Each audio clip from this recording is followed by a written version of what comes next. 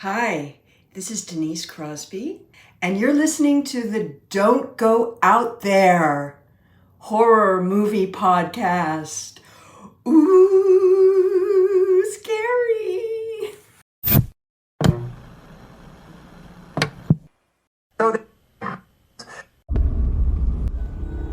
They've conquered the big screen. Now, get ready for the spin-off sure to send chills down your spine. It's Nico, Brian, Mike, and Dustin in Don't Go Out There, the series. Welcome back, everybody, to DGOT, the series. We really appreciate y'all listening. We hope y'all have been enjoying these series reviews. I know we have. It's been a lot of fun. Just want to give a quick shout out to our website, don'tgoouthere.com. Everything about our podcast is on the website. All of our episodes and interviews, if you want to check those out. We've done some incredible interviews in the past. Go check them out there in a specific tab by themselves so you don't have to scroll through hundreds of episodes on Apple or Spotify, etc. We also have our store if you want to grab a shirt, a mouse pad, a hat, all that good stuff. We'd love to see your pictures, rep your favorite podcast. And Shan's Etsy page is also attached if you want to grab a tumbler. All of our social media links are on there as well. Facebook, Twitter, Instagram, YouTube, TikTok. Like us, subscribe us, follow us, all that good stuff. And the last thing I'm going to shout out on our website is our Patreon. We call it Blood Donors. We have the traditional monthly reoccurring kind. If you want to support us, help us pay the bills, as we say. Or if there's a movie you want us to review, that option is available as well. Just check out our website, don'tgoouthere.com. Also, if you haven't noticed, we've recently joined the Believe Network, so there's some ads on our program now. But if you want ad-free content, go check us out on Blood Donors. The ad-free episodes will be available there. We appreciate your support. We're continuing Dustin's series pick this week with Dexter Season 1, Episodes 3 and 4. I'll just give my quick general synopsis. I liked Episode 3, but Episode 4 I really liked. I say it in my notes at the end, but Episode 4 was the first episode that I've watched where it gave me that feeling of wanting to continue, if that makes any sense, where I just wanted to keep watching. I really liked Episode 4. It was intense, and I liked both episodes, and I'm looking forward to continuing watching it. Dustin, you want to go next since Brian's doing scene by scene? Yeah. So I'm glad you feel that way. I, too, think that Episode 4, I put it in my notes, it's my favorite episode that we've covered so far. I think Episode 3 is good as well. And everything else that I have to say about them, I'll just say in the scene-by-scene breakdowns, but I enjoyed both of them. Well, as far as I go, and I know you usually give the thoughts at the end of it, but I'm going to go ahead and go ahead and do it now because I don't really have a lot to say. I don't like one of these episodes better than the other. To me, they were both equally as good.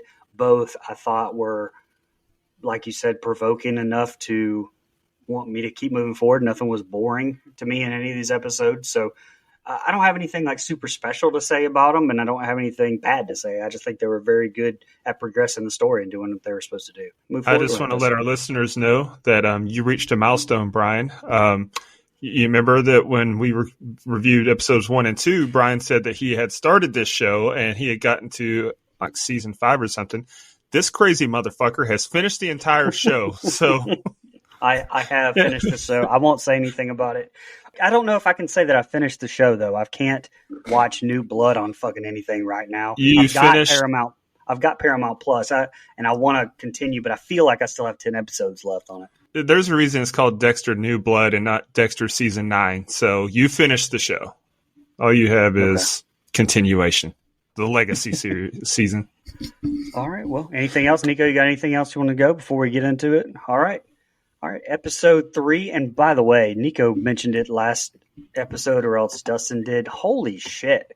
That's the first time I've done scene by scene for Dexter episodes. My God, there's a lot going on. So bear with me if if you're tired of hearing me talk and you just want to listen to them, just skip ahead 10 seconds. But episode 3, Poppin' Cherry. It's weird that this was the only episode in the entire series that you can't skip the intro on Netflix. Just FYI. Yeah, I thought so too.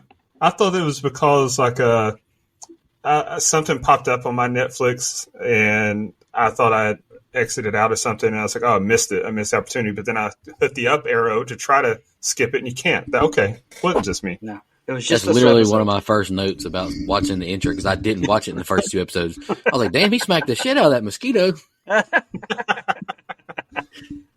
The only thing about that intro that I have an issue with is because, I mean, the further you get along in the series, that intro doesn't change whatsoever. And so it's weird to see a super young Dexter in season 8 and it, walking around and squishing mosquitoes and everything else in the intro. But then season 8, it's like, a lot older Dexter. Anyway.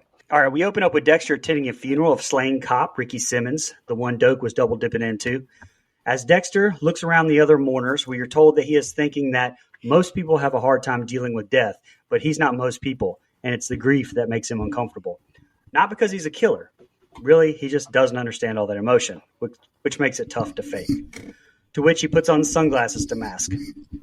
Dexter zeroes in on Jeremy Downs, a recently paroled teenager who was originally arrested for murder. He tracked Jeremy's story and suspects he will be a repeat offender. We then cut to Rita's front yard where Dexter is planting a lemon tree, which isn't a euphemism for sex just yet, when we receive a pretty unpleasant visit from a drug dealer named Ricky, buddy of her imprisoned husband. When she can't pay money owed to him, he confiscates her car. Dexter offers to step in, but Rita asks him not to get involved. Back at the office, Masuka, Dexter, and Batista look over a crime scene photo when Deb interrupts to tell them that the ice truck killer has struck again. At the rink of the Miami Blades ice hockey stadium, Cherry Taylor is found dismembered and missing fingertips.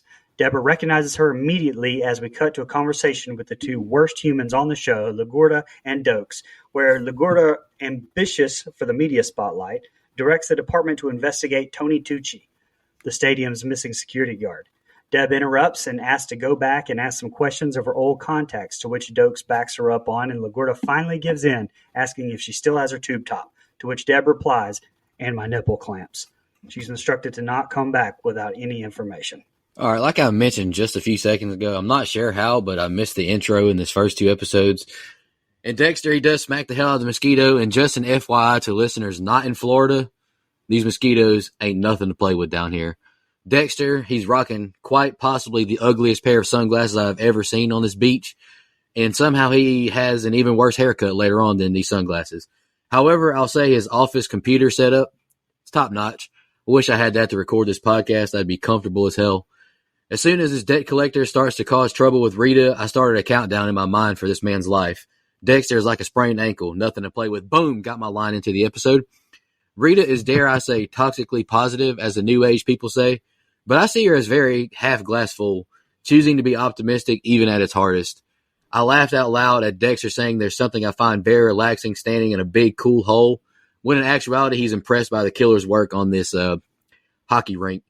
Is it normal police procedure to set up a snack table at the crime scene, or did I miss something? Because they had the whole spread there. It was pretty impressive. They did. And I'm ending my thoughts on this set of scenes to reiterate how much of a hater LaGuardia is to Deb. Like, this is just egregious hate. Go ahead, Dustin. Y'all need to ease up on LaGuardia. Anyway. Fuck her. I like seeing and hearing Dexter struggle with being at a funeral due to having to fake it. Like, that's just another good job at showing how much of a sociopath he is. He literally doesn't have feelings. At the services for the officer, Deb thanks Dexter for coming, saying, "I'm proud of you for coming, bro. I know how you hate funerals." Previous to Dexter, Michael C. Halls played a funeral director in 6 Feet Under, so that's a cool thing. We will waste no time finding out who Dexter's next target is. I like that. No wasted motion there. We see the little dickhead. Now, here's something, though. Based on what I've heard, a car for 2 ounces of blow, that's a bit steep. It wasn't the nicest car, but it's nicer than that. I mean, even today, a 2005-ish, I'm assuming, because it wasn't a brand new car, because Rita didn't have money like that, but and this was 2006, but let's say it's a 2005, it looked around that model. Even today, 2024, that car can go for around $10,000. That's nearly 20 years later. She got ripped off. Or again, so I've been told based on alleged cocaine prices. Anyway, moving on. Angel and Masuka, their locker room talk was hilarious. Men or children at any age. I mean, that's just guys. I hate to admit it, but that's just how we talk sometimes. Deb just now putting it together that Sherry is hilarious. she sucks, man. Like, that's not that far of a stretch for these names, or for those names. She's like, wait, Cherry Sherry? I know her. Come on. Other than that, solid open, though. Lay off Deb. I like her. Fuck All Deb. right. We cut to what I can only guess is a giant flea market where Dexter observes Jeremy at a table buying a knife. When the knife vendor turns his back to get change, Jeremy practices slashing motions with the knife. Dexter steps up and grabs his wrist in midair, scaring the little shit, who then quickly takes off. We then enter a flashback where Harry and teenage Dexter are choosing what guns to use for hunting pheasants when Dexter asks Harry if he had ever killed a person and what it felt like if he did. After a brief talk, Harry decides they'll hunt something different. Out in the field, Harry shoots a deer, but it's only wounded. He pulls out a knife and tells Dexter, for now, this is how we'll control the urges you feel. Dexter willingly takes the knife, approaches the deer, and repeatedly stabs it. Back at the station, Dokes picks up a paper and sees the obituary for Kara Simmons, and we immediately cut to a church party celebrating the confirmation of the daughter of drug kingpin Carlos Guerrera, where Dokes shows up uninvited. Surprise, motherfucker! Dokes causes a scene like a fucking moron and publicly accuses Guerrero, which leaves him fuming. Deborah returns to the street where she used to work undercover as a hooker. She hopes the women of the night will give her some information about the ice truck killer, and while the girls greet Deborah as Brandy and welcome her back, they also feel betrayed as she reveals to them that she is really a cop. Eventually, they provide a description of the car that Cherry left in the night that she was murdered. To celebrate Deborah's first official homicide case, Dexter gives her a cactus that he bought at the swap meet, and the gesture amuses her. She fills him in on what she's learned so far. The ice truck killer's car is apparently one of the thousands of wood-paneled station wagons in Miami-Dade County, but Tony Tucci doesn't own a car. Deborah's convinced that LaGuardia is on the wrong track. While she's waiting at the bus stop, Rita calls Dexter to ask him to wait at her house until she gets home because a social worker is coming by. We then cut to Dokes giving a briefing on the surveillance tape found in Tony Tucci's apartment. The team is told that Tucci had a record for pulling a knife at a party in 1997. LaGuardia proudly declares that Tucci is the ice truck killer, but Deborah doesn't buy it, neither does Dexter. While waiting for Rita, Dexter and her social worker, friend of the show, Amanda Wiss, have a pleasant conversation.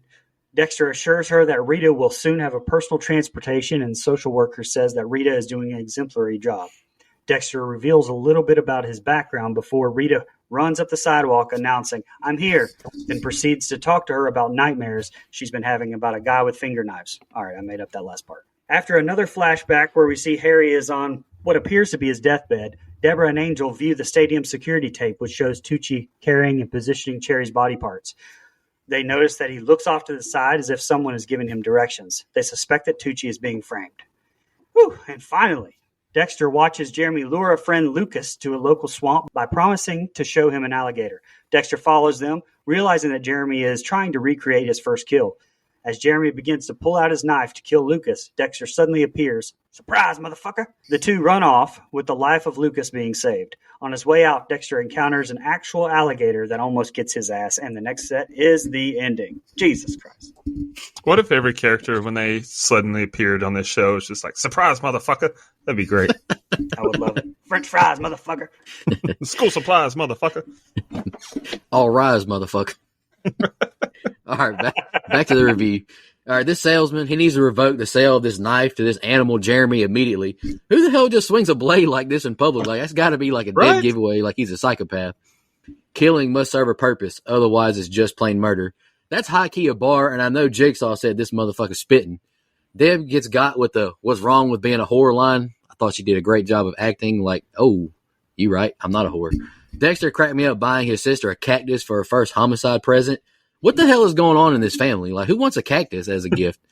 Tony Tucci in this picture on the projector looks just like Rob Gronkowski. I know that's some great review talk, but it's what I wrote down. And we're going to insert the Leo meme from Once Upon a Time in Hollywood, like you mentioned, Brian. That's friend of the show, Amanda Wiss. Tina from A Nightmare on Elm Street. So she's such a sweet lady to meet in person, even though she's curving my ass with this interview she said she'd give us, but I won't hold that against her. Right. Another horror legend here is the nurse, Denise Crosby, probably best known as the mom in Pet Sematary. I was really pleased to see two horror icons in this episode. That was really nice. Dexter's haircut is absolutely horrific at the hospital with his pops. That's the worst thing I've ever seen. Jeremy Downs, played by Mark L. Young. I knew this man looked familiar. He was in the hilarious 2000s comedy I brought up in Final Destination 3, Sex Drive, which is a great movie, and I highly recommend it. I think fear is the only emotion Dexter knows how to show. After the alligator almost gets him, I thought his outburst was honestly hilarious whenever he almost got caught by the alligator. That's all I got, Dustin. Go ahead. Yeah, so you said it, though. I mean, the kid at the flea market, yeah, he's a damn threat to society. Who practices stabbing in the open like that? But I did like the line from the vendor to Dexter, what are you hunting, trophy or meat? Because for Dexter, that's exactly what he hunts, both. So that was cool. Bold move by bitch-ass Dokes to say all that stuff at the church. Unreal bravado. Like, just no fucks for anything. That was crazy. The hookers calling LaGuerta Deb's pimp cracked me up. I mean, that's basically what all middle management is, though. There are pimps, but anyway. Dexter did the right thing by saying he'd be there for Rita when social services came by. But my question is, if he's off work, why is Rita taking the damn bus? Come on, man. Like, you just at home on your stationary bike. Like, go pick her up. I laughed my ass off at how they de-aged Deb and Dexter when Harry was in the hospital there. Like, give them both bangs and shitty haircuts from the 90s. People will buy it. That shit was so funny. Something that was intentionally funny, though, was when Jeremy led Lucas in the swamp to kill him under the guise of a gator, and they apparently walked right past the real gator because that thing almost got Dexter's ass. It's like, that would have been funny to me if Jeremy led him in there like, hey, come see this gator, when really there's no gator. I just want to stab you. But then he actually got bit by a gator. Like, that shit would have been funny. But overall, it's a good set of scenes. Like we mentioned in that group chat, it shit reminded me of Tobin Bell and Saul when they de-aged him with just a backwards hat. Hello, fellow kids. Shit's funny. All right, here's the last set of scenes in this episode. So, after his encounter with the alligator, Dexter discovers that Jeremy broke into his car and stole items from his glove compartment. In another flashback, back at the hospital, Harry begs Dexter to stop his nurse, Mary, played by a friend of the show, Denise Crosby, like Nico mentioned. Yeah, Pet Sematary. But really, Tasha Yar from Star Trek The Next Generation, from giving him a shot. Dexter grabs Mary's arm, and there's a brief argument. And before she leaves the room, though, she gives Dexter a deadly look. Harry says the nurse gives him too much morphine and something else, which is killing him by overdose. She's also killed others this way. Harry gives the go-ahead for Dexter to murder Mary. We then see Deb explaining to Captain Matthews why she doesn't think Tucci is the eye struck killer. When he learns that she came directly to him, he chews her out for violating the chain of command. Afterwards, Matthews confronts LaGuerta for ignoring Deborah's work in order to further her political career. He gives LaGuerta permission to go ahead with her press conference, but says if she's wrong about Tucci, it's your ass. Well, he really just said he won't have her back, but close enough. The school calls Rita at work because no one's picked up Aster. Dexter agrees to take her home, where he dances with Aster and removes a splinter from her finger. When Aster hugs him, Dexter is heard thinking, if I had a heart, it might be breaking right now. After dark, Deborah walks around Calle Ocho, where she soon spots a wood-paneled station wagon. She approaches the vehicle, expecting to encounter the killer, but she only finds an elderly couple inside. Dokes goes for a drink with Detective McNamara and a few other detectives. However, they end up in the shithole Coral Gables, and McNamara tells Dokes that they're going to beat up Guerrera's top lieutenant, a la True Detective. Dokes tries to stop them because Guerrera will think he's behind it. McNamara says that's part of the plan, while he and his friends don clown masks. Dokes quickly runs down the street like a little bitch. Dexter sneaks into the halfway house and finds Jeremy alone playing a game. When Dexter throws him against a wall, Jeremy asks if he's going to rape him because he killed the last person who did rape him. Dexter relents on killing Jeremy as he seemingly took out the garbage like Dexter does. He then threatens Jeremy, saying, look, I really don't want to cancel all my credit cards, and I hate waiting in line at the DMV. So give me back my wallet you stole from my car, or I'll break your fucking neck. Jeremy directs him to give him his backpack, and on the way out, Dexter tells Jeremy that Lucas didn't deserve to die, and to remember that, as it could save his life one day. We then cut to another flashback. Dexter breaks into Lieutenant Tasha Yar's house from Star Trek, covers a room with plastic, and puts on a plastic suit with gloves. When Mary arrives home, Dexter attempts to inject her with a tranquilizer, but fails and is forced to overpower her in hand-to-hand combat. Mary wakes up on a kill table, and Dexter reminds her of her crimes via her trophy obituaries in a scrapbook. Mary claims that she put them out of their misery. After gagging Mary, Dexter repeatedly stabs her. It's messier than he anticipated. With Mary dead, Harry recovers and lives another year. We are then shown Guerrero's men who have started to follow Dokes. And Dexter surprises Rita by bringing her a car that he borrowed from Snoop Dogg video, but claims it's from the police impound. She and her kids are overjoyed. Score 1 for the little wooden boy, Dexter thinks out loud, but not out loud. You know what I mean? All right, tinfoil hat moment. The doctor, they're only upset when you won't take your medication because they want to charge you for it. That's just my personal opinion. I get some more frailty vibes from Harry Morgan. He can sense that the nurse is evil. Great movie, by the way. Chain of command is such bullshit. I'm going to complain about work again in this moment. A boss shouldn't enforce that if his leaders under him are incapable of listening. Take that for what it's worth. It's impressive how good Dexter is with kids while being awkward or unable to show emotions. I think that's a really interesting aspect of his character. Thankful that they transitioned to a dark, menacing score from the upbeat Mexican tune when Deb crosses the street finding the station wagon. I've enjoyed this show so far, but like I mentioned in our last episode review, I've had issues with the tone since the beginning. We get great camera work with the clowns breaking into Guerrero's house and Dokes running down the dark street. I thought that was really good. An intense moment between Dexter and Jeremy. It's probably the most intense of the 3 episodes so far. Dexter is goofy as hell his first time capturing a person. And it's also wild to me his first victim in this show in his life is Denise Crosby. And I ended the episode crying, laughing again at Dexter's old school haircut and this car that he cops for Rita. Hell of an ending. So you mentioned it last set of scenes, Nico, but the nurse that's trying to kill Harry, like I knew she looked familiar. Then I figured it out. She was Faye Richardson in one of my favorite shows ever, Suits. And she was also Mary in The Walking Dead. But it was news to me when I saw that she was also Rachel from Pet Sematary. I didn't realize that. Then as much of a sociopath as Dexter is, he's damn good with those kids, like you said, Nico. I really enjoy seeing his interactions with Aster and Cody.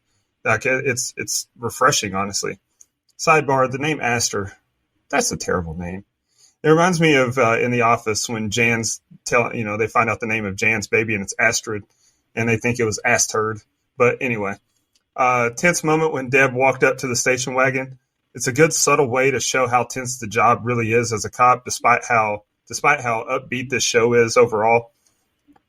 The cops plotting to fuck Dokes over, that was conflicting to me. On one hand, he fucking sucks.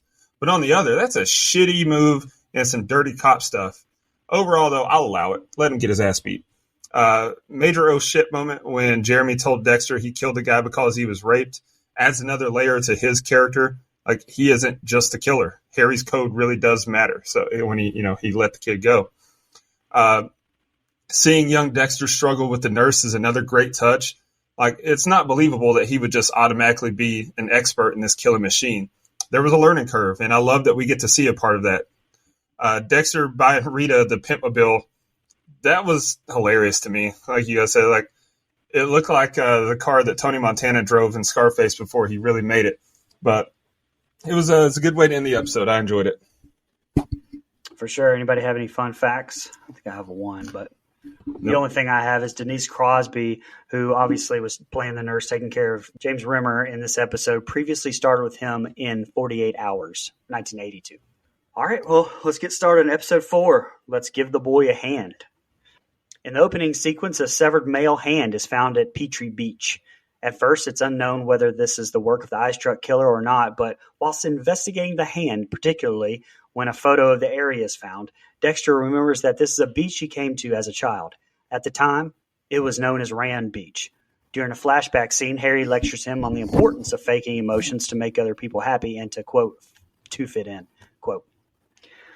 We then cut back to Dexter's apartment where he's looking through an old family photo album and sees a picture of Rand Beach. Apparently, the ice truck killer broke into his apartment to get to know him, not to just leave doll parts. Back at the station, and after discovering that the hand belongs to Tony Tucci, Captain Matthews reprimands LaGuardia for unleashing a high-profile manhunt before facts were known. He orders her to apologize to Tucci's mother to avoid a lawsuit. Meanwhile, at the beach, Doak spots Guerrero's men watching him and then instructs Deborah to interview potential witnesses. Reluctantly, Lieutenant LaGuardia visits Tucci's mother in an attempt to make amends for branding her son a killer on television. She promises to bring him home, dead or alive. The mother thanks LaGuardia for coming to tell her in person and asks her to just please bring her son home to Barry. All right, interesting hand job. I know Brian laughed at that dad joke. I laughed too. The flashback scene of the kids at the beach, I really enjoyed that scene. It felt really realistic, and I thought the show did a great job. And well, big change of plans for LaGuerta. Her main suspect is the one whose hand was found at the beach. Her dumb ass should have listened to Deb. But I do feel LaGuerta, though, I would not want to go talk to Tucci's mother. The tension is going to be thicker than cold grits in there after all the bad things she said. And this is the last thing I got. I don't know why, but like last week, the second episode we reviewed, and now episode 4, I just didn't have as much notes for some reason. But Miss Tucci, played by Gina Hecht, I think is how you say her last name. She does a great job portraying the grieving mother. I thought she did fantastic. But that's all I got, Dustin. I agree. We continue with the introspective intro with Dexter talking about his struggles being normal. I love the consistency there. We get it, pretty much every episode. Dexter's deja vu is great. This is a deep story, and I like seeing him piece it together. It's a hell of a game of cat and mouse. Finding out the hand on the beach was their suspect, that's a great wrinkle. Keeps us and the cops guessing, so the viewer and the cops in the show. The Guerrero family watching Dokes on the beach is great. His dumbass needs to feel the heat. This is just another banger of an open. We open up with Dexter helping Cody and Astor clean out a pumpkin for Halloween. A dog begins barking outside, and the kids say they can't sleep at night because it won't be quiet. Dexter offers to talk to the neighbor, and he goes next door. He tells the woman, played by Erin Daniels, Denise from House of Thousand Corpses, about the problem and asks her to take the dog inside. However, she is a fucking bitch and refuses, saying that the dog is an outside dog. She tells him to wear earplugs. We cut to later in the day where Rita, Dexter, and the kids are in a store choosing costumes. Dexter thinks about how he spends his life pretending he's not a monster and continues himself a master of disguise. Same brother. The next day, another body part's found. This time, a severed foot in an old soccer ground where Dexter had played. During a flashback, Harry lectures Dexter on the importance of not being a bully. Dexter tells Dokes that the killer is sending a message that is more important than the ritual, but cannot tell him what or why. Back at the station, Deborah's forced to watch boxes of surveillance tapes by bitch-ass LaGuerta, who continues to make her life miserable. Also at the station, Kara's brother continues to taunt Dokes about how he's going to get himself killed because he had sex with an officer's wife. Dokes lets him know that Ricky wouldn't come out of the cover to give Kara a divorce and that he's the reason she was killed. We then cut to Rita's house, where she realizes her kids have been up all night because of the dog. She also tries to convince the neighbor to bring her dog inside, while obviously frustrated about the situation. The neighbor doubles down and laughs in her face while Rita leaves the porch and stares at the dog through the fence, formulating a plan. We then cut to Dexter's lab, where he's Dexter's laboratory. Wasn't that a cartoon? Yeah, hell yeah, cut to a Dexter's great cartoon. Yep. That was a little bit after me. Where he's examining Tucci's foot and hand when Angel asks him for his advice on an anniversary gift to give his wife, Nina. He shows Dexter a gift he's gotten Nina for their anniversary, diamond-filled stud that Dexter says looks like a butterfly, frustrating Angel. After analysis of the foot, Dexter determines that Tucci is still alive and is systematically having his limbs removed by the ice truck killer. LaGuerta phones Tony's mother to tell her that her son may still be alive and that they will find him. We are quickly shown Dokes giving a presentation to the homicide team, informing them that another body part is expected to be found the next morning. Miss Tucci meets with friends and family in a church to pray for her son's safe recovery. As a young girl stands in front of the church and sings Amazing Grace, Miss Tucci sits in the front pew, weeping and holding a candle. When the girl finishes singing, she sits down next to the priest. Lieutenant Maria LaGuerta enters from the back of the church, and Miss Tucci hurries over to ask if there's any news about her son. LaGuerta shakes her head. Miss Tucci then takes a religious medal from around her neck and gives it to LaGuerta, telling her that it's St. Anthony, the patron saint of the lost.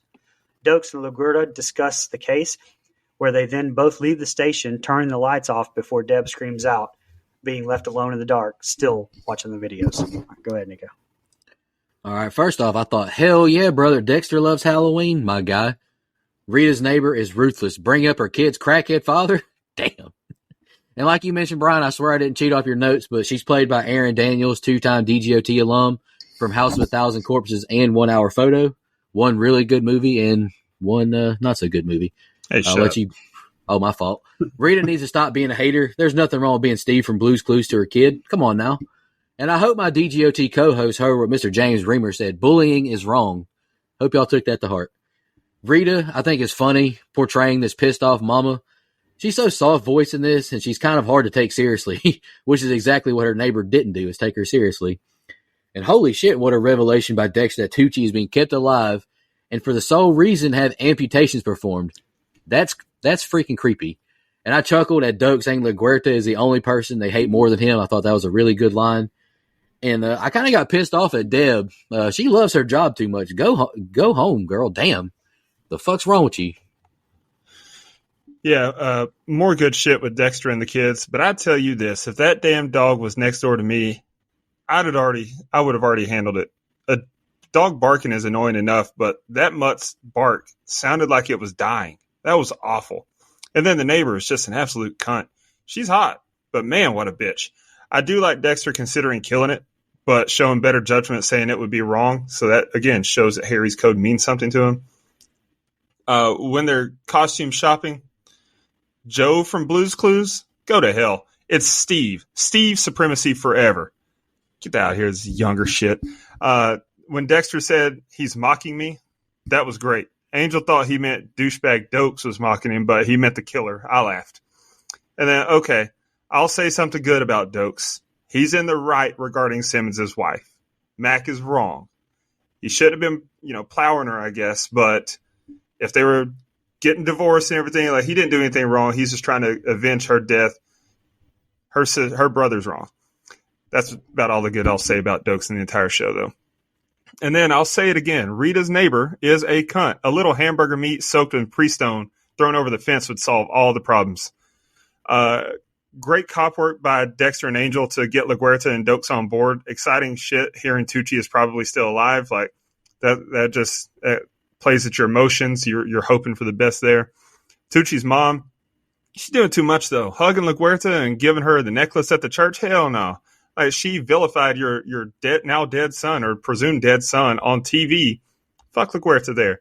But we're progressing the story. I'm heavily invested. All right. We open up with Dokes pulling up to his house where he notices once again he's being tailed. He walks to confront them and they drive away with haste. Back at Dexter's apartment on the phone, Deborah begs Dexter to help her find where the next body part will be found. He looks through a photo album to figure it out. He sees an old photo of himself next to a smiley face on a palm tree. He mistakenly goes to the site, which is an old landfill, and finds nothing but a sleeping homeless man. He gets a call from dispatch calling him to the old McCaffrey pumpkin patch, where we then see a flashback of Deb and Dexter and Henry at the pumpkin patch back in the past. Back in present day, the ice truck killer uses the McCaffrey pumpkin patch to display a severed piece of Tucci's leg. While investigating the crime scene, Angel Batista asks Dexter for his opinion on another gift for his wife, an OX necklace that Dexter says looks like tic-tac-toe. Angel swears in Spanish. Dexter pulls back up to Rita's house with the kids and sees the neighbor is enraged to find Walter missing, as we are then shown Rita taking the dog to a new home. The neighbor angrily asks Dexter about her dog, and he merely shrugs. Later that night, Dexter is at home working on his computer when he hears a knock at the door. He's surprised to find Rita without the kids. When she enters, she takes off her coat, revealing that she is scantily dressed as Laura Croft, Tomb Raider. Oh yeah. She sits on his lap and kisses him. After some awkward chit-chat, Rita gets down on her knees and unzips his pants. Dexter asks what she's doing, and she replies, "Whatever I want," proceeding to give him a blowy. Back at the station, Angel has bought a diamond heart necklace, and while trying to find Dexter, asks Deb instead, who tells him she'll love it. We are then shown later at the Batista house that Angel and his wife have been separated for 3 months due to something he did. Nina still wants to be alone despite it being their 10th anniversary. Angel is saddened and proceeds to leave, but Nina gives him the courtesy of seeing their daughter. He apologizes to her while she is asleep and leaves the diamond necklace next to her before leaving in a heartbreaking scene. Go ahead. All right, I really like the fact that Dokes was not fucking around and he started chasing after the car when they trailed him. I ain't no punk bitch. Shout out to James Carter. If you know, you know. I agree. You no punk bitch. Chinese food, no soul food. I agree that Deb LaGuerta, she's a bitch. I don't like her. But maybe she gets better in the next few seasons. I don't know. I haven't watched it all in 1 week. Shout out to Brian. Sometimes you have to take matters into your own hands, and Rita does that. Annoying ass yapping dog would do much better at this new home with the kids. Lara Croft, Tomb Raider, is really nostalgic, and whew, this is a hot costume, boys. Angel's wife does not look thrilled to see him, and this is a real anniversary killer. I wrote that before I knew what was going on, so yeah. But I did think it was very kind of her to let him see his daughter. I thought it was a really sweet moment when he left the necklace on her lamp. Yeah, Dexter finding the hobo sleeping was a good tense moment again. Like, is that a dead body? Was he right about it being the right spot? But turns out, like I said, it's just a hobo sleeping. Good on Rita for doing the right thing about the dog. It gets a loving home, and her and the kids get some peace. So win-win. And the neighbor, it wasn't her dog to begin with, it's her ex's. So win-win-win. Dexter was so out of his element when Rita showed up at the apartment. I laughed. Like, first of all, he's alarmed and uneasy that she's there at all. And then he doesn't know how to react when she reveals her costume. Bro, just blow her back out. Be a man. Show a real poon raider. It was hilarious when he said that getting some sloppy... It was hilarious when he said getting some sloppy toppy might be better than the comfortable moments with her. Like, that was funny. If you only knew, and he'll learn. Poor Angel, man. That's tough to see. I feel for my guy. Makes sense why he was stressing so much about the gifts. Like, he wanted it to be perfect. It had to be perfect, and then just didn't even matter. I'm excited for the finish in this one. All right, last set of scenes. Back at the apartment, post-Blowy, Rita notices Dexter's childhood photos. When she mentions the presence of Harry in some photos, Dexter calls Rita a genius and focuses on a photo of Harry and him in front of an Angel of Mercy hospital. He turns it over to find a smiley face drawn on the back, presumably a clue left by the ice truck killer. He heads to the abandoned hospital. Dokes is kidnapped as soon as he gets home by Carlos Guerrero's men. As Dokes is about to be killed, the cops unfortunately rush in to arrest them. I said unfortunately. They unfortunately saved him. We are shown... Sorry, I cracked myself up. We are shown that using him as bait was the plan all along, as Detective McNamara wanted to catch Guerrero dirty-handed. McNamara also tells Jokes that they are even now. While searching the hospital, Dexter finds Tucci, who is alive, blindfolded, waiting for his kidnapper to make the final kill. Tucci begs for death, but Dexter cannot kill an innocent man, and he calls an anonymous tip to Deb and leaves, resulting in the police arriving and rescuing Tony. Deborah's efforts result in Matthews praising her and LaGuardia taking her off surveillance duty. At home, Dexter looks at his blood slides and picture that he found of himself taken by the ice truck killer. He burns the picture. And that's the end of the episode. All right, Dexter, it looks like he got his soul sucked out, and it looked much needed for him. You know what it reminded me of? It reminded me of, I think the movie's called Twins with Arnold Schwarzenegger and Danny DeVito, and he's laying on the floor, and he's like eyes wide open. It kind of reminded me of that. And yes, I have seen that movie. Whoa. Hold up. I'm so shocked. You've seen Twins? Yeah. My mom loves that movie. This pick at the hospital has great sentimental value, I imagine. But I just can't get over how bad Dexter's haircut is. Like, I can't take anything with this haircut seriously. It's kind of like him forgetting Sarah Marshall when he's wearing that ugly ass shirt. And like, he can't, like, the shirt, I can't lie. I thought Dokes was a goner, but the backup cop saved him. I thought that was really good. And damn, this is crushing seeing Tucci just crying and begging for his life. Whew. We had a nice feel-good moment for Deb getting her big break, and you can tell LaGuardia is sick to her stomach over it. Dexter ends the episode with a really cool monologue that's got me very intrigued. This is a really good episode, and the first one that's got me wanting to keep watching. And I don't say that like it's been bad or anything, but I kind of like Dustin mentioned, like with The Haunting of Hill House. Yeah. Like he saw it was good, but like nothing kept making him want to keep going. This was the first episode that I watched that made me want to like, okay, I want to go to episode 5 now. And yeah, fair. I really liked this episode. It was good. Fair. Absolutely. I love Dexter's look of panic when the pictures were uncovered, fading to a look of relief and excitement when he figures out a clue. That's good stuff. Dokes is a horrible cop. He knows he's being followed. He looks for his stalkers, and they still get him from behind. Dumbass. McNamara saving the day was awesome. 1, they look like badasses and got Guerrero, but 2, more importantly, Dokes still got his shit kicked in a little. It's a win-win. Dexter finding Tucci is intense as fuck. Like, he found him, but how can he explain it to LaGuardia? Also, is he in danger? But then another wrinkle. Dexter was photographed looking over Tucci's body. Brilliant move by Dexter to leave a message for Deb anonymously so that she gets some credit for finding him, and LaGuardia has to eat shit in front of the captain. And then a final good touch was having Angel tell Deb his wife liked the necklace. Like, it shows that he's keeping his personal life separate from his work life, and there's layers to his character. All in all, this was a really good episode. All right. The only fun fact I had is this is the only episode of the series without Masuka. And you know what? That was noticed. My favorite guy. Love that dude. Yeah. So I don't have any fun facts. The episode 3, I liked it more than episode 2, so I'll probably give it around a 9. Episode 4, though, I think the story's coming together, very nicely, and I'm more and more hooked with each episode. Like Nico said, this one really pulled me in. I think I like this episode the best so far, even though, like you said, Brian, it's the only episode of the series without an appearance from Masuka, so can't be perfect. But I gave it around a 9.25. That's crazy, too. The entire show. This is it. Must have had the wicked shits. Whoa. Had to miss. I ain't no punk bitch. All right. This was really fun. I really enjoyed 3 and 4. Not that 1 and 2 were bad, but 3 and 4 are really good. Just quick teaser, Brian or Dustin. Does the rest of the season keep up like this? Like, I'm excited for it. I think the back half of the first season is much better than the first half of the first season. My opinion. Yeah. Okay. Honestly, the back half of every season is like this, every one of them, because by the end, at the finale of every single season, which, I'm proof that you'll want to start the next one, or at least I did. Nice. Yeah, I'm super excited for it. And most seasons, they leave you on some kind of a cliffhanger, too, to make sure you come back and see what happens. So. Ugh, that's rough. No wonder Brian didn't get no damn sleep. Right. Hey, shout out to all of our blood donors. We really appreciate y'all.